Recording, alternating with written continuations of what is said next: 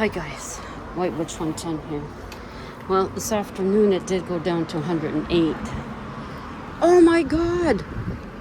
Our tree is gone. Our tree is gone. Oh, where are the squirrels gonna live now?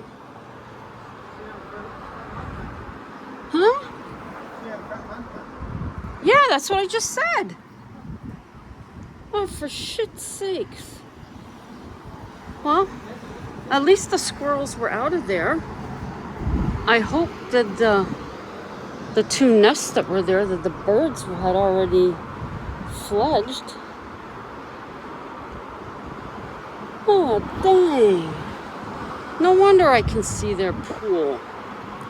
Didn't even dawn on me. I thought they got rid of something. Oh, for shit's sakes. We enjoyed seeing the little squirrels coming out of there in the spring and watching them chase each other. And then the blue jays would go into there. But there were two nests, if you remember me showing you. And I do believe it was the European starlings. But, dang.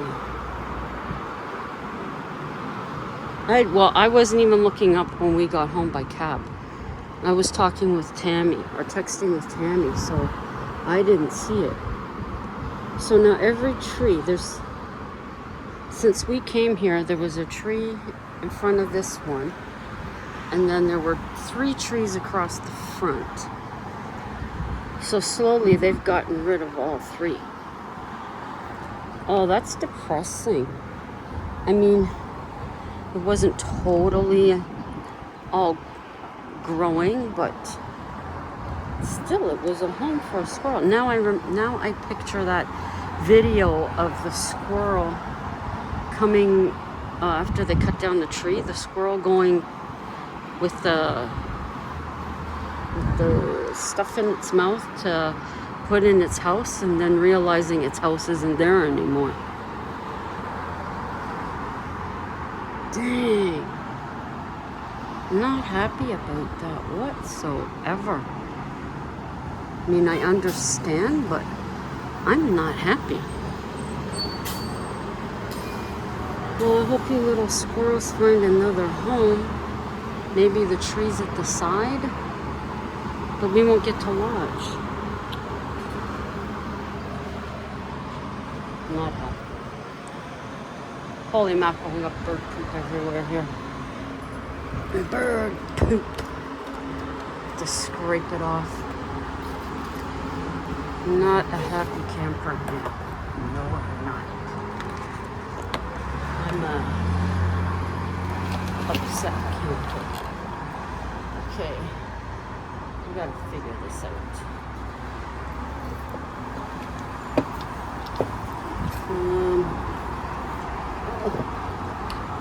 We thought we were gonna get some rain, but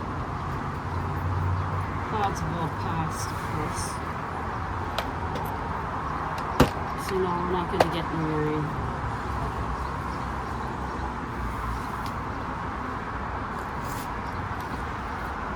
What else is new? We need it.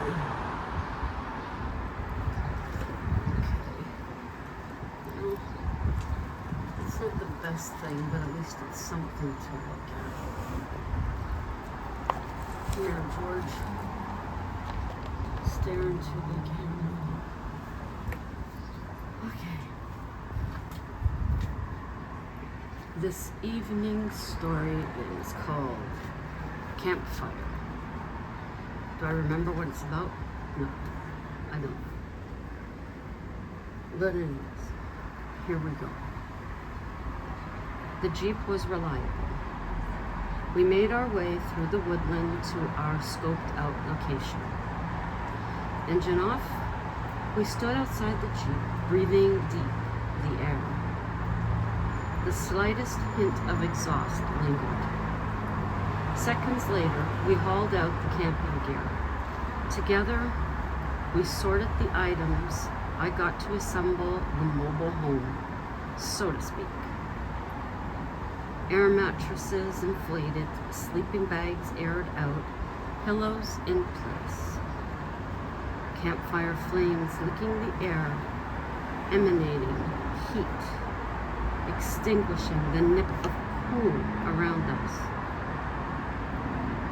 Our chairs were a welcome comfort as we relaxed back. The 3-day stay we'd planned, away from the hustle and congestion, time to recharge the soul and mind. Nothing but tall, healthy trees surrounded us in a circle. A beautiful green canopy above. Sweet songbirds filtered throughout the branches. Curious squirrels kept their distance. The breeze was minimal as the day progressed. The delicate sound of leaves caused us to smile. The experience couldn't have been more perfect. Enjoying our campfire, steak, and salad, we entertained each other with tales of bushcrafters we knew. Observing our patch of woodland, we picked out parts of nature we'd use to make our shelter. Of course, it would never happen.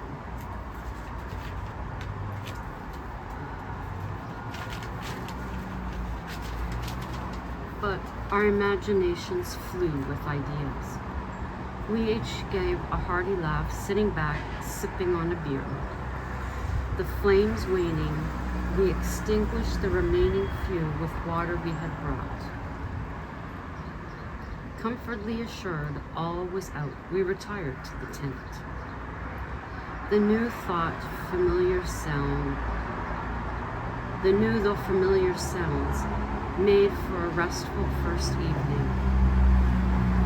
The break of dawn was heralded by the echo of birds. Breakfast done, we decided to explore a few feet around the site. Dressed and sprayed against insects, we were off. The plan was to spend an hour or two at the most before returning. No clear path to follow, we improvised.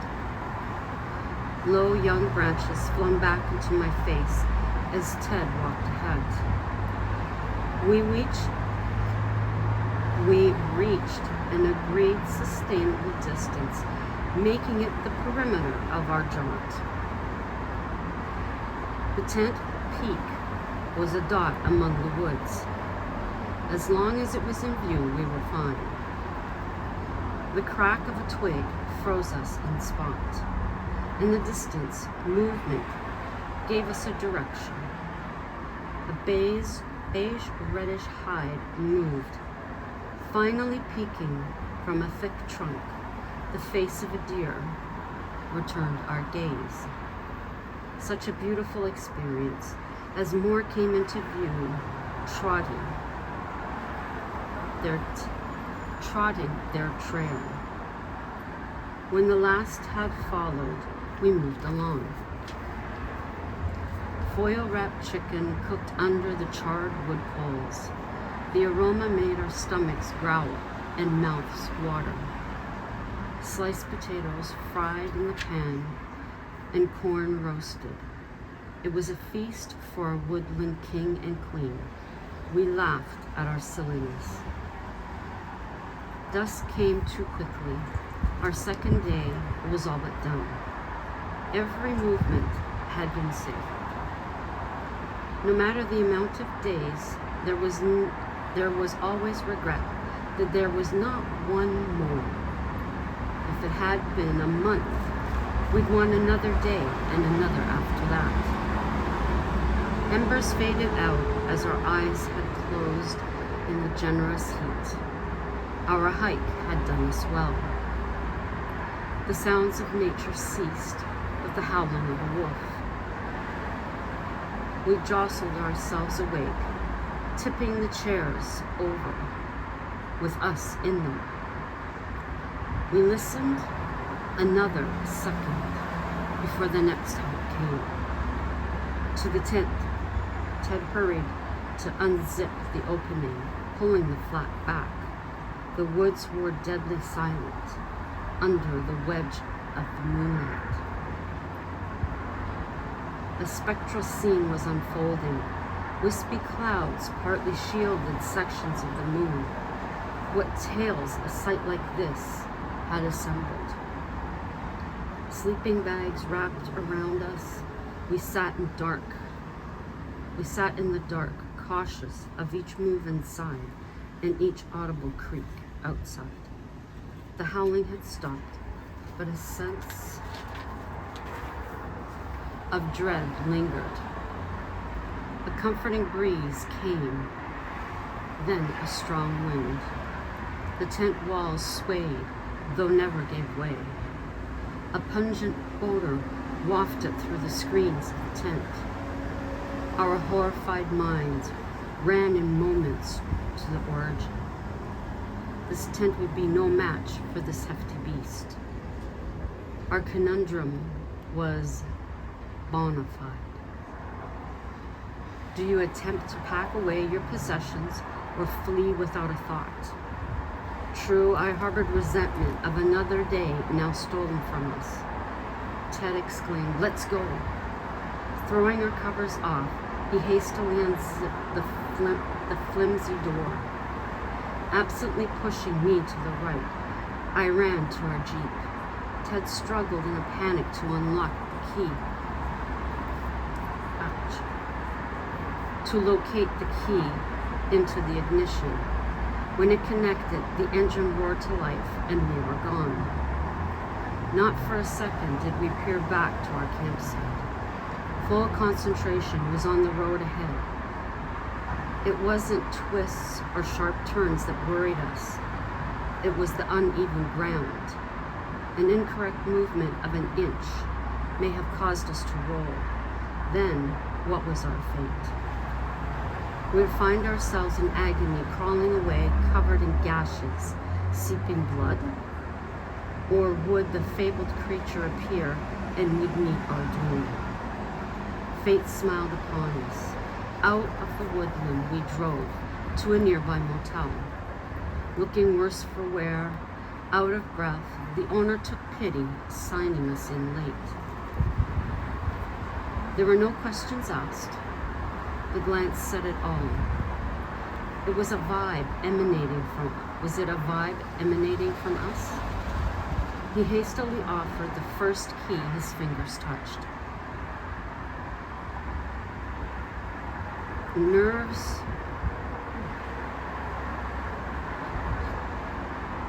Our nerves slowly fading away. Hot shower and thankful change of clothes. Surprising sleep was tranquil. Guest doors slamming, the chatter of families, engines alive, the sounds of vehicles departing. Teeth brushed.